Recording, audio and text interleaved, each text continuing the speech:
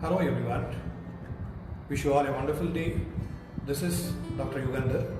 I welcome you all to Cosmetics and Cosmeceuticals. Well, formally I need to start with the course objectives, and these course objectives are same as what I have explained you already in my first part of the video of the same topic. Well, today we will be continuing with the second part, that is part 2 of cosmetics regulatory. Well, as usual, this part also has the ground rules, but all the ground rules are same other than few changes. The changes are mainly in your audit form and its submission.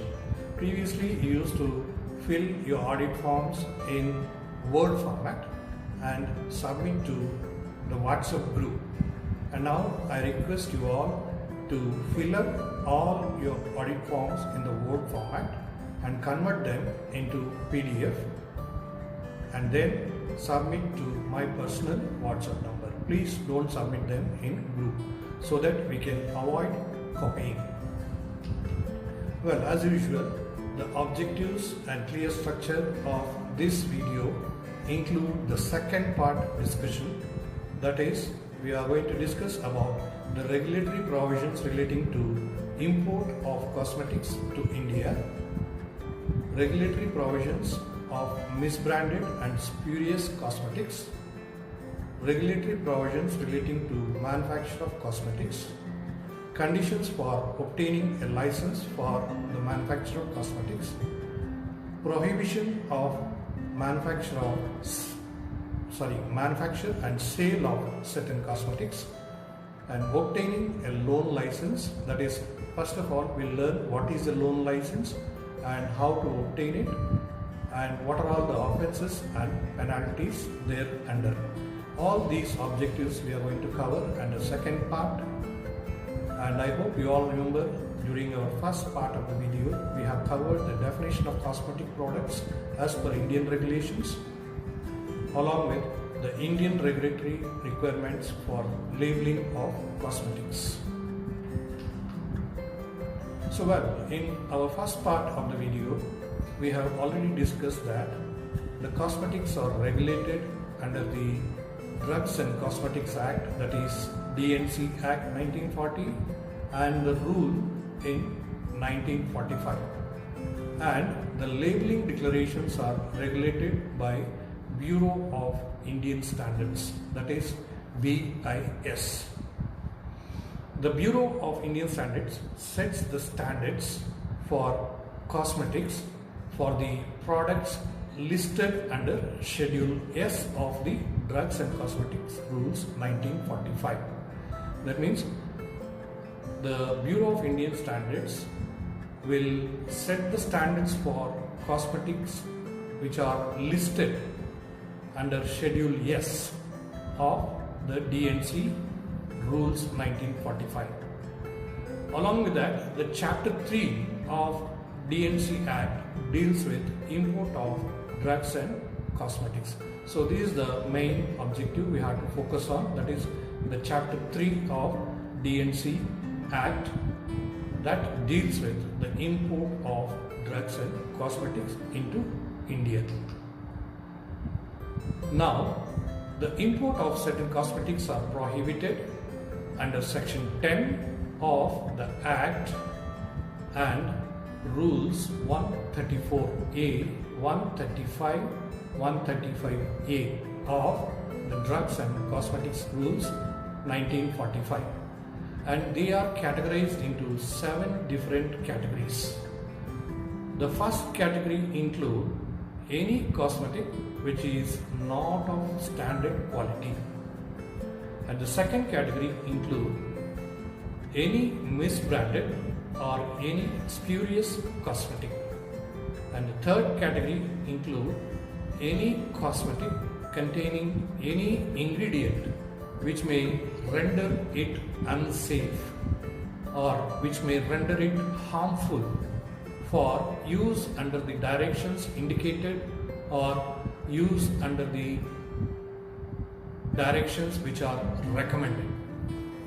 And the fourth category include any cosmetic, the import of which is prohibited by any of the rule. And number 5, that is fifth category, any cosmetic containing substance like hexachlorophene, which is normally used as a disinfectant and which is totally prohibited, which should not be imported. And category 6 include any cosmetic in which lead or any cosmetic in which arsenic compound has been used for coloring purpose. And category number 7, any cosmetic which contain mercury compound as an ingredient. So all these categories of cosmetics are prohibited as per the section 10 of the Act and Rules 134A, 135, 135A of DNC Rules 1945. Well, we shall look into the registration guidelines as defined under Rule 21 of the DNC Rules 1945. All cosmetic products imported for sale in India need to be registered with the licensing authority, and the application for registration is form number 42, and this with required documents are submitted to the Drugs Controller General, that is of CDSCO, and which is located at FDA Bhavan, Kotla Road in New Delhi. And this application will be accompanied by the fee specified along with the information and undertaking in Schedule D3. Single application form in Form 42 for any number of brands manufactured at one or more locations by a single manufacturer can be submitted, and single registration certificate in Form 43 will be issued to a particular applicant in respect of import of any number of brands manufactured at one or more locations by a single manufacturer. That means while submitting, you have to submit in form number 42, and the registration certificate you will receive in form number 43. So of course, in 2018 there are few amendments and a few changes they have made, and the gazette has been passed, and I have given in the attachment the PDF format I have given in the attachment, so you can go through and you can make a note of those changes whatever has been made under. So there are 28 cosmetics which have been placed under Schedule S, and this Schedule S fixes the standards for cosmetics.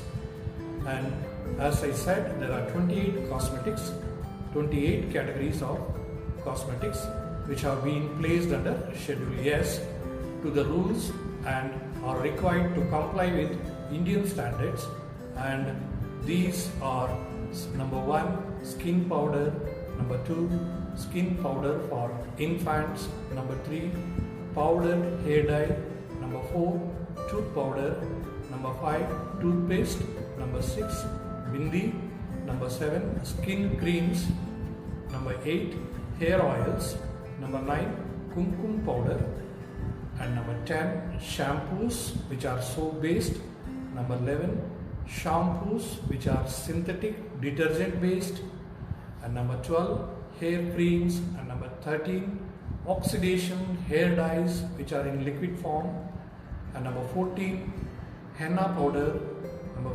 15, cologne; number 16, nail polish; number 17, aftershave lotions; number 18, pomades and brilliantine. So these are hair styling gels which are used in olden days. They normally contain a waxy substance normally beeswax kind of waxes, which are used to style up and groom the hair.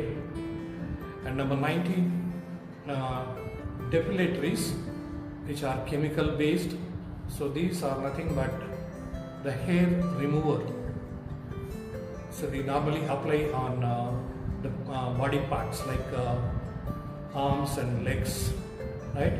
So unnecessary unwanted hair can be removed by applying these depilatories, which are chemical based. And number 20, shaving creams. Number 21, cosmetic pencils. Number 22, lipsticks. Number 23, toilet soap. Number 24, liquid toilet soap. Number 25, baby toilet soap. Number 26, transparent toilet soap. Number 27, shaving soap. Number 28, lip salve.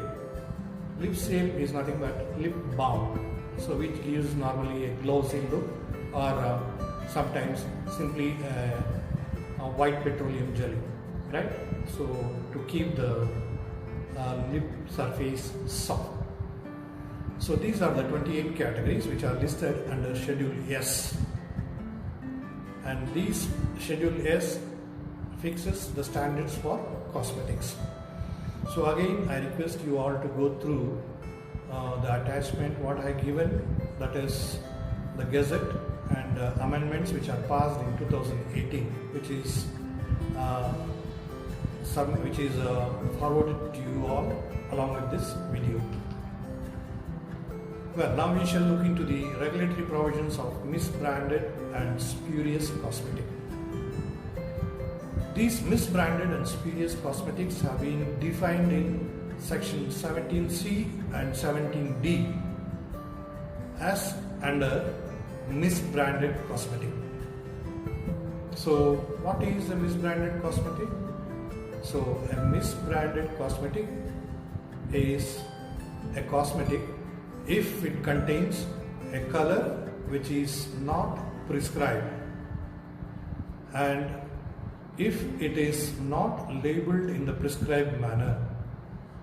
Along with that, if the label or container bears any statement which is false or misleading in any particular manner. So all these or any one of these may result in titling the cosmetic as misbranded cosmetic. Well, now we shall look into spurious cosmetic.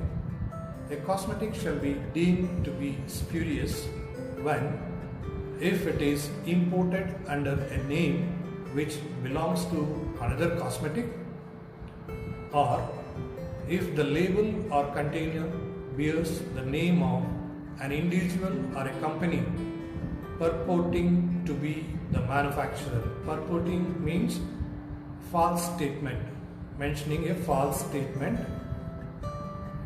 purporting to be the manufacturer of the cosmetic, which individual or company is fictitious or does not exist, or if the cosmetic, if it is purport to be the product of a manufacturer of whom it is not truly a product.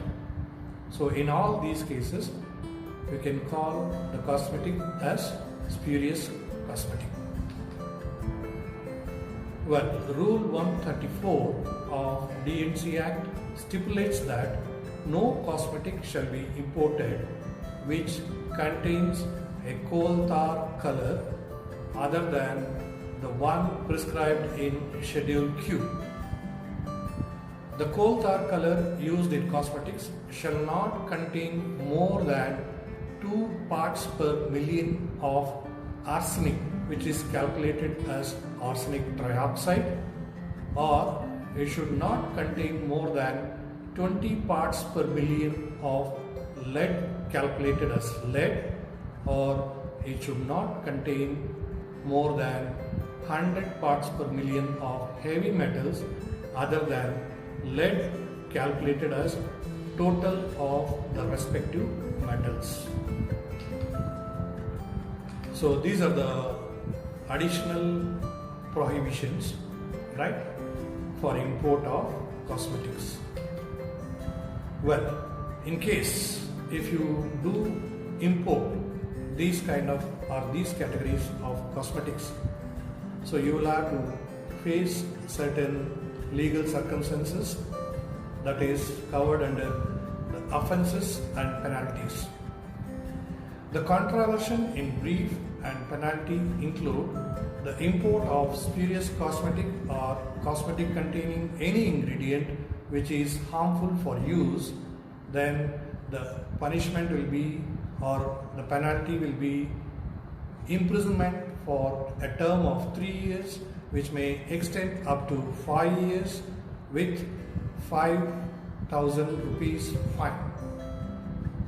Then import of a cosmetic whose import is prohibited under section 10A, then the punishment will be imprisonment for a term of 3 years, which may extend up to 5 years, with a fine of 5,000 rupees again.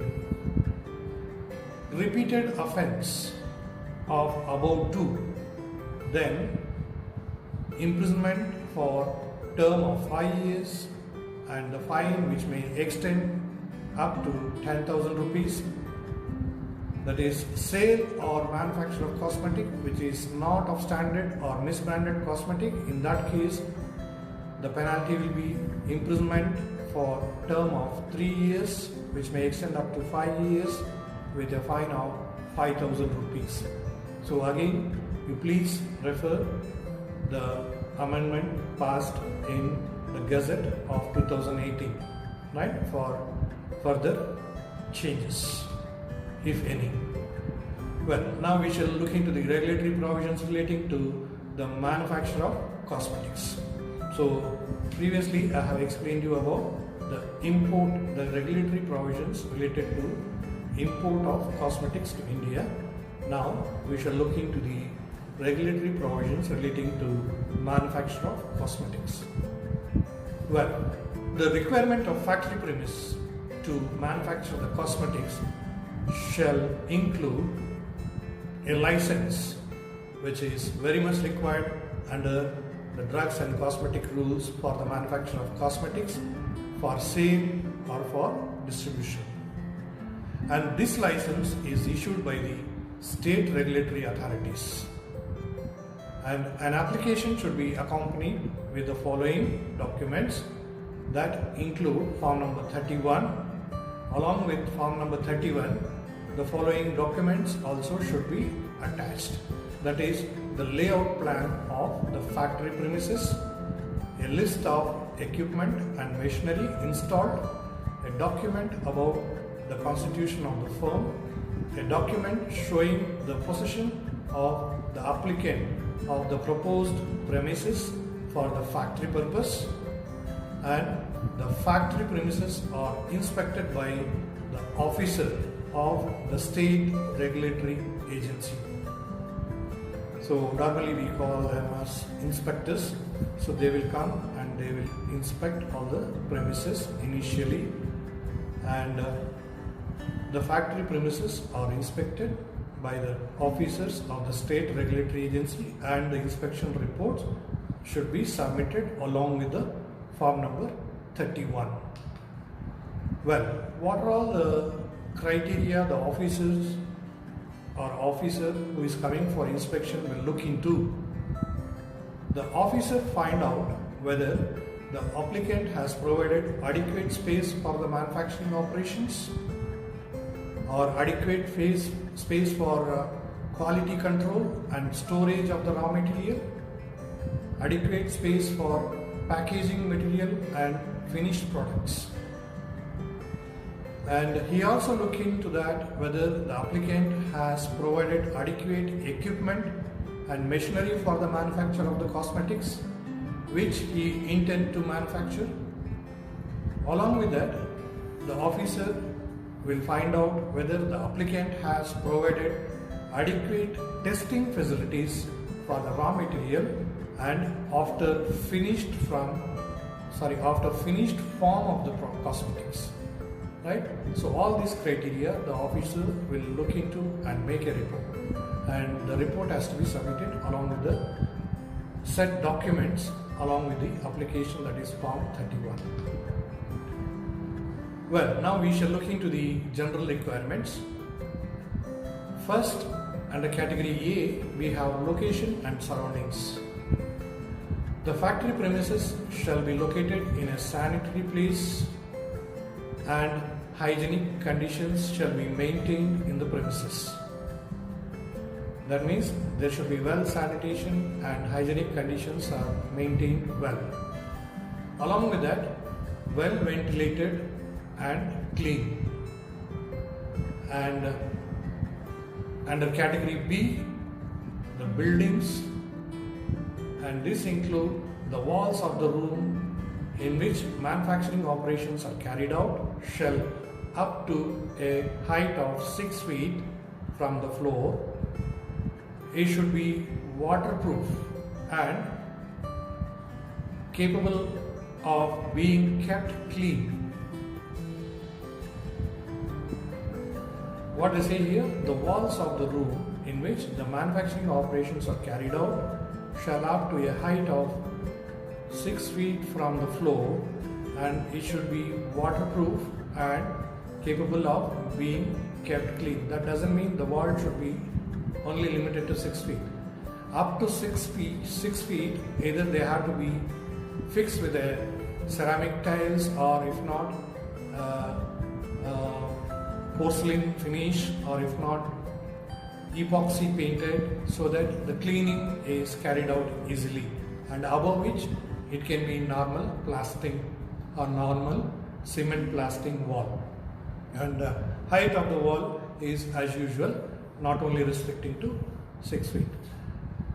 And then number C, that is under category C, the requirements of water supply. The water used in the manufacture shall be of potable quality. And category D is requirements regarding disposal of water. Suitable arrangements shall be made for the disposal of the wastewater. And category E, requirements for health, requirements for clothing and sanitary requirements of the staff. All the workers shall be free from contagious and or the infectious diseases.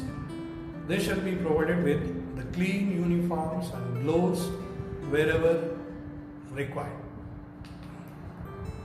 So now we shall look into the requirements of equipment along with the category wise cosmetics. The first category, powder cosmetics, and category A, powders equipments. This include powder mixer of suitable capacity which is provided with the dust collector. And next one is perfume and color blender, ball mill or suitable grinder for size reduction purpose. Then filling and sealing equipment, weighing and measuring equipment, enough storage tanks, and overall an area of 15 square meters are recommended for this purpose. Then for cosmetics which are creams or lotions or shampoos or hair oils, and the equipments required for these categories include mixing and storage of suitable materials and suitable agitator, heating mantle, filling and sealing equipment, weighing and measuring devices. And those cosmetics which are coming under nail polish and nail lacquer include the first category list that enlist the equipments, and the equipments include a suitable mixture, a suitable storage tanks, filling machines, weighing and measuring devices. And the second category include the requirements of premises for nail polish and nail lacquer, and it shall be situated in an industrial area, because the ingredients or the liquids what they use for nail polish and nail lacquer are highly flammable. So that is the reason they want the location or the premises shall be situated in an industrial area, and it shall be separate from other cosmetic manufacturing areas. The floors, the walls and the doors shall be fireproof. As I already told you, the ingredients are highly flammable. For that purpose, the floors, walls and doors shall be fireproof. And then the storage, all the explosive solvents and ingredients shall be a storage in a metal cupboard. That means all of them should be stored in a metal cupboard. Well, now we shall look into the equipments required for manufacture of lipsticks. So the equipments include vertical mixer, mixing vessels, triple roller mill, ball mill, weighing and measuring devices, along with an area of 15 square meters which are recommended. And then equipments for hair dyes include stainless steel tanks, mixer, filling unit, weighing and measuring devices, gloves and masks. Well, now we shall look into the conditions for obtaining license. So there are various conditions, right? So all the conditions should be satisfied, then only you will be able to obtain a license. The first one, the premises should comply with Schedule M. Second one, an adequate facility for testing, an adequate facility for separating from manufacturing. That means they should possess a facility, separate facility for testing and separate for manufacturing. And then adequate storage facility. The records maintained for at least 2 years from date of expiry. Should provide samples to authority for testing and furnish data of stability. Maintain the inspection book. Maintain references samples from each batch. Drugs must be issued in previously sterilized sealed glasses or suitable containers. The containers should comply with the Schedule F. Some classes tested for the aerobic and anaerobic microorganisms. For example, substances like sera or insulin or pituitary hormones. Then the parenteral in dose of 10 ml or more should be tested for freedom from pyrogens. If your cosmetic preparation is a parenteral, that means it's an injectable in a dose of 10 ml or more than 10 ml, then they should be tested for freedom from pyrogen. They should be subjected for pyrogen testing. And then test for sterility should be carried out if required.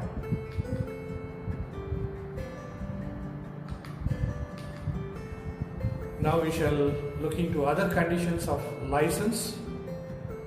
The first condition include the manufacturer shall have to continue to provide and maintain the premises, equipment and staff as the time of grant of license. And second condition, the manufacturer should test each batch of raw material before its use in the manufacture of cosmetic. And third condition include the manufacturer should have to test each batch of finished cosmetic. And fourth condition include the manufacturer should have to maintain records of raw materials, manufacture of each batch of cosmetic and their testing. And Schedule U1 deals with particulars to be shown on the manufacturing records and records of raw materials.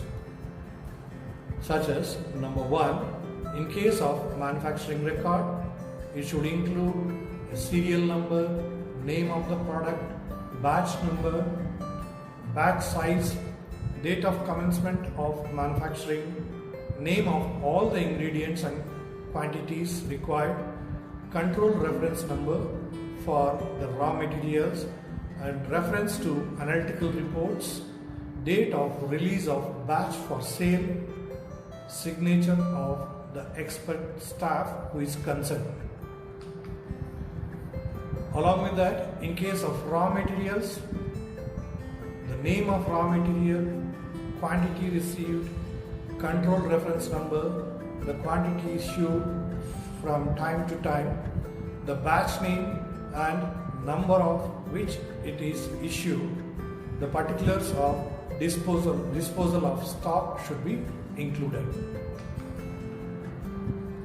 So we shall now look into the prohibition of manufacture or prohibition of sale of certain cosmetics. Again, under this category there are 16 types of cosmetics which are prohibited. The first one, number 1, drugs not of the standard quality or misbranded or adulterated or spurious. Second one, patent or proprietary medicine. Third one, drugs in Schedule J. Fourth one, risky to human beings or animals. That means those which are risky to human beings or animals. And number 5, the drugs without a therapeutic value. Number 6, a preparation containing cyclamates as ingredients. Number 7, a misbranded or spurious cosmetics and of substandard quality. And number 8, cosmetics containing hexachlorophene or mercury compounds as ingredients or as additives. And number 9, cosmetics containing color which contain more than 2 parts per million of arsenic or 20 parts per million of lead or 100 parts per million of heavy metals. And number 10, eye preparations containing coal tar, color. And number 11, a misbranded or a spurious or an adulterated drugs not of standard quality are also prohibited. Number 12, patent or proprietary drugs with undisclosed formula are also prohibited. Number 13, Schedule J drugs are also prohibited. Number 14, expired drugs are prohibited. Number 15, drugs used for consumption by government schemes such as armed forces, etc. are absolutely prohibited. And number 16, the physician sample are prohibited for sale. Then we shall look into a loan license and the offences and penalties. So to define a loan license, a person or an applicant who does not have his own arrangements of factory for the manufacturing but who wishes to use the manufacturing facilities owned by another licensee, and such license which is obtained is called as a loan license. So here initially the applicant will not have his own arrangements of premises or he will not have his own factory. So he will manufacture or he will depend for the manufacture of his products on the facilities, manufacturing facilities or a factory which is owned by another licensee, and he obtained a license or permissions to do so, and such license is called loan license. And normally the loan license is issued for drugs other than those which are specified under Schedule C and C1 and X. Schedule X. C and C1 are normally biologicals and biological products, and Schedule X is narcotics, psychotropics, if I am not mistaken. Yeah, we have to check about this. And number 2, loan license is issued for drugs which are specified in Schedule C, C1. Well, now we shall look into the offences and penalties. For manufacturing of any spurious drugs, 1 to 3 years imprisonment and rupees 5,000 fine, or 2 to 6 years imprisonment and rupees 10,000 fine on the subsequent conviction. And for manufacturing of adulterated drugs, 1 year imprisonment and rupees 2,000 fine, and 2 years imprisonment and rupees 2,000 fine on the subsequent conviction. Manufacturing of drugs in contravention of the provisions, in that case an imprisonment up to 3 months and rupees 500 fine will be imposed, or imprisonment up to 6 months and rupees 1,000 fine will be imposed. So again, please refer the Gazette of 2018 for further changes, if any. Well, here you have the major reference, that is the Drugs and Cosmetics Act and Rules 1945, the Ministry of Health and Family Welfare, the Government of India, published by the Government of India, so which is available on this link, and I have already given a PDF attachment, and along with that you have to refer the draft cosmetic rule of November 2018, right? So there are few modifications which are made, and you can go through and you can update, right? So with this we complete our part 2. So all these cosmetics are used to enhance the beauty of a person, and here we have a strong quote about the beauty by Sophia Loren, and she says, beauty is how you feel inside and it reflects in your eyes. It is not something physical. So that's what a great quote as per Sophia Loren. With this we complete the second part as well as the cosmetics regulatory. So along with these brief discussions, I request you all to go through the attachments of PDF documents what I have given as notes material, and you go thoroughly read whatever is relevant within the DNC Act and rules, along with the draft rules of November 2018. Thank you again, thank you very much.